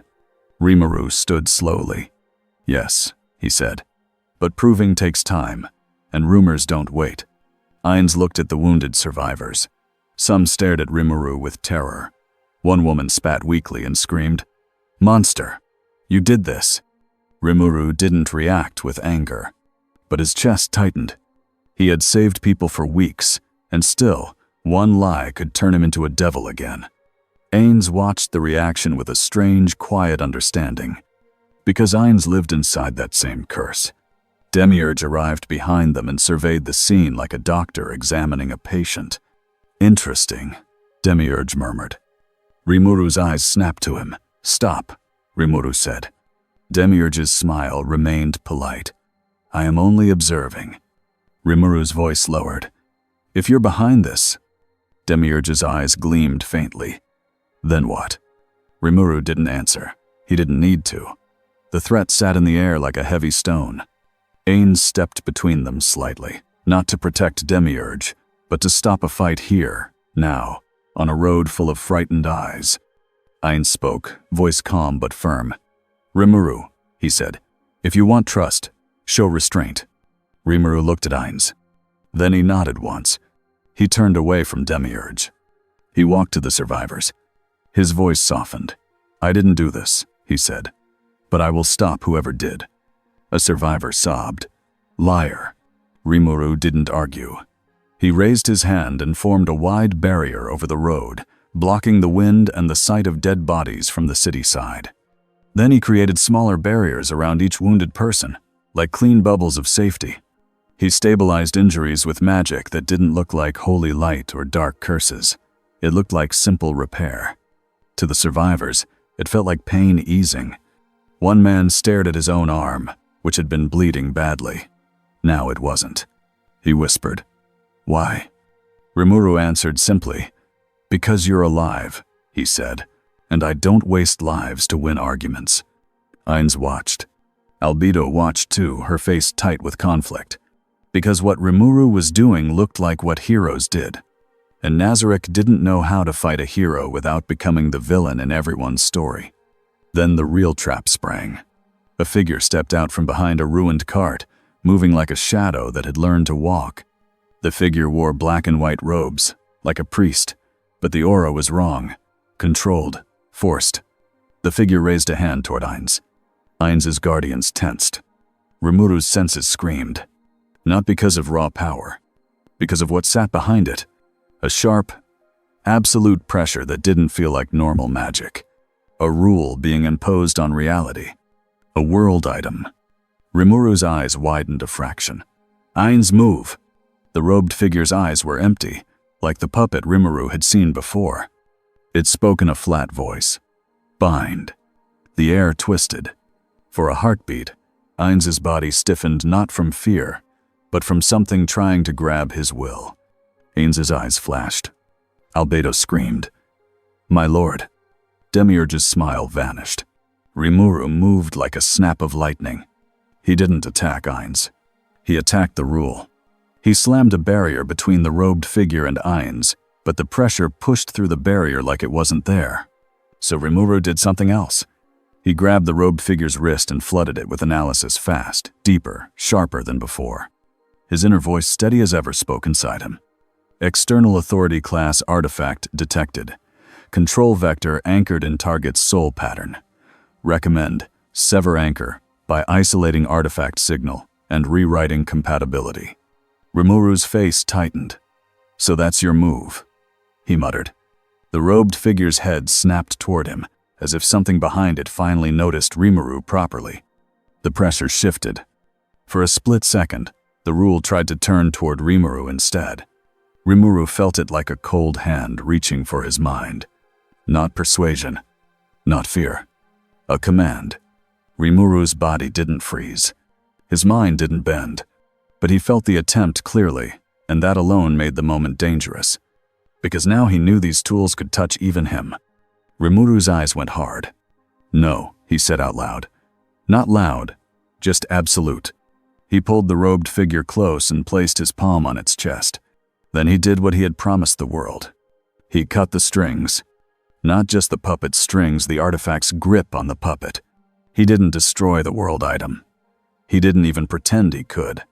He isolated its effect, boxed it in, and severed the connection line that made this puppet a weapon. The robed figure collapsed, shaking, suddenly human again for one confused breath. A voice, real, terrified, escaped. I couldn't stop." Then the figure passed out. The pressure vanished. Ains's body relaxed. just slightly. Albedo's breath came out in a broken sound. Demiurge stared at Rimuru. No smile now, just calculation sharpened into something closer to respect. Ainz turned his skull toward Rimuru. "That was not Nazarick," Ainz said. Rimuru's voice was tight. "I know," he said, "because that was aimed to make you think it was me." Ainz held still. Then, very quietly, he said the truth no one expected from a king of undead. "Thank you." Rimuru blinked once. "Don't thank me," Rimuru said. "Be angry." Ainz's voice hardened. "I am," he said, "at the right target." In the distance, a small group of figures watched from a hidden ridge. Black scripture. They did not step in. They saw enough. They retreated. Their mission had failed in one sense. Rimuru did not get bound. Ainz did not get controlled. But it succeeded in another. They confirmed something terrifying. Rimuru could interfere with a world item's immediate plan, at least through the puppet. He was not helpless. He was also not simple.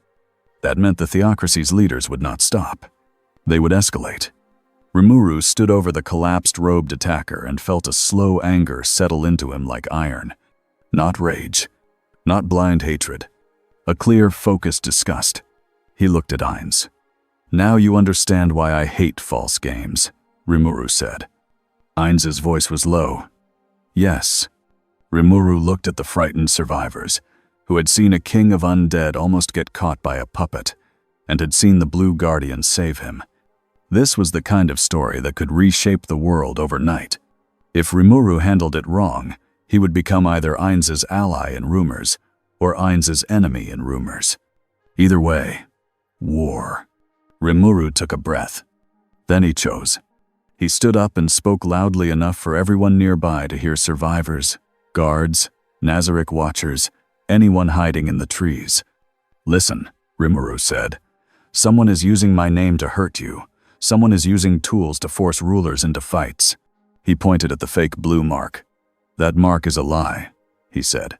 "I can prove it to anyone who comes to my hub. Witnesses, records, no tricks." He looked at Ainz next. "And the Sorcerer King is not my master," Rimuru said clearly. "He is not my friend either. He is a ruler with power.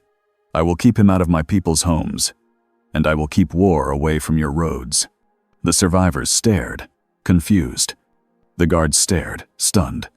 Albedo's hands trembled with restrained anger. Demiurge watched Rimuru like he was watching someone step onto a knife's edge and not bleed. Ainz was silent for a long beat. Then Ainz stepped forward and raised his staff slightly, claiming the stage like a king should. "Rimuru Tempest speaks truth in this matter," Ainz said, voice echoing. "This incident is an external attack meant to create conflict." Albedo's eyes widened. Demiurge's gaze sharpened. Ainz continued, still controlled, still royal. "The Sorcerer Kingdom will investigate and punish the true perpetrators.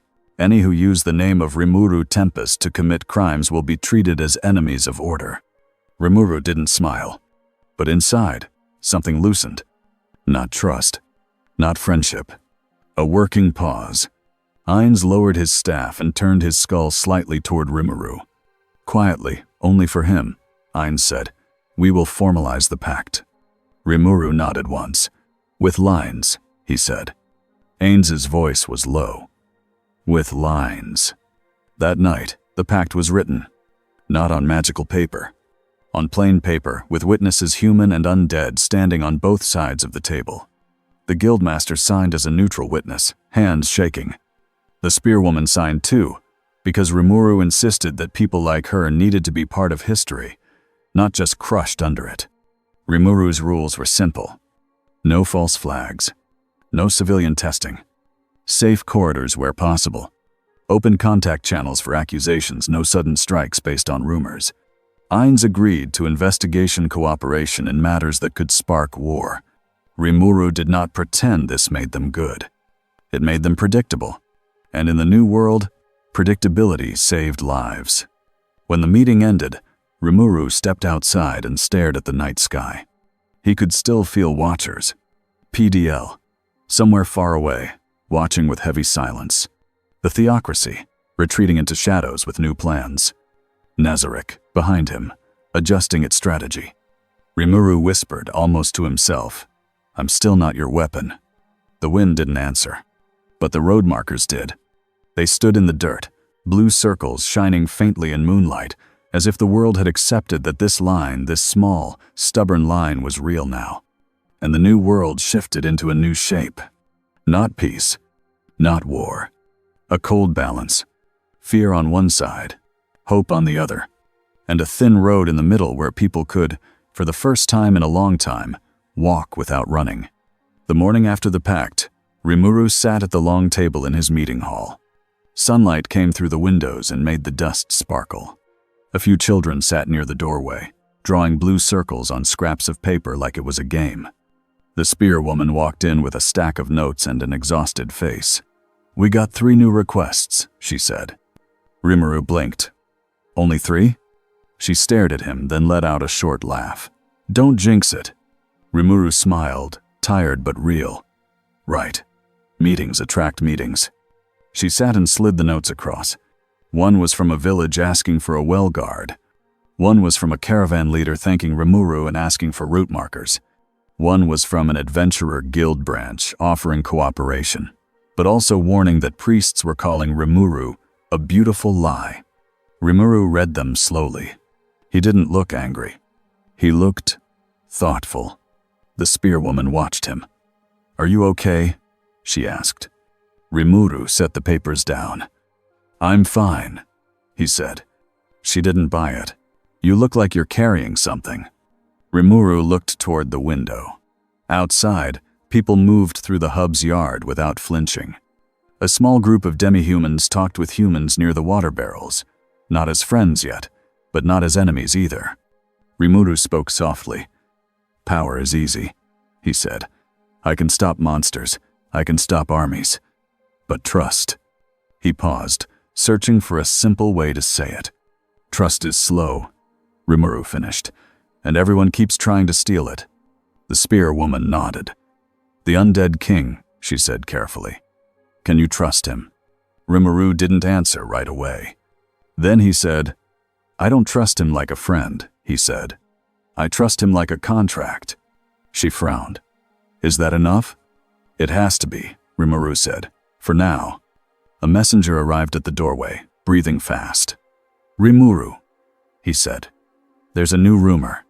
Rimuru held up a hand. The messenger stopped, startled. Rimuru pointed at the chair by the wall. "Sit," he said. "Breathe, then speak." The messenger blinked, obeyed, and took a shaky breath. The spearwoman muttered under her breath, "Of course, even rumors get a meeting." Rimuru heard her inside. "Yes," he said, "even rumors." The messenger finally spoke. "They're saying the theocracy is gathering," he said, "and that Dragon Lord Watchers are moving too." Rimuru nodded slowly, as if he had expected it. "Okay," he said. "Then we keep building. We keep records. We keep witnesses. And we keep the roads safe." The spearwoman leaned forward. "What if they come for you again?" she asked. "With those tools?" Rimuru's eyes sharpened, but his voice stayed calm. "Then I don't face it alone," he said. "Not because I need help to fight." He looked around the hall at the chairs, the maps, the papers, the children drawing blue circles. "But because this isn't just my fight," Rimuru said. "It's everyone's life." Outside, a child laughed when his drawing smeared, and another child laughed with him instead of mocking him. It was small. It mattered. Rimuru stood and walked to the doorway. He looked out at the hub's yard, at the road beyond it, at the blue markers stretching toward places that used to be death traps. Somewhere far away, the Sorcerer King sat in a silent tomb city and planned his next move. Somewhere far away, a dragon watched the world like a judge who didn't want to be forced into war. Somewhere far away, men in white robes debated if they should break the world to save it. Rimuru didn't pretend he could stop all of them with a smile. He simply chose his next step. He turned back into the hall and said, "All right," in the same tone he used for everything, from monsters to paperwork. "Next meeting."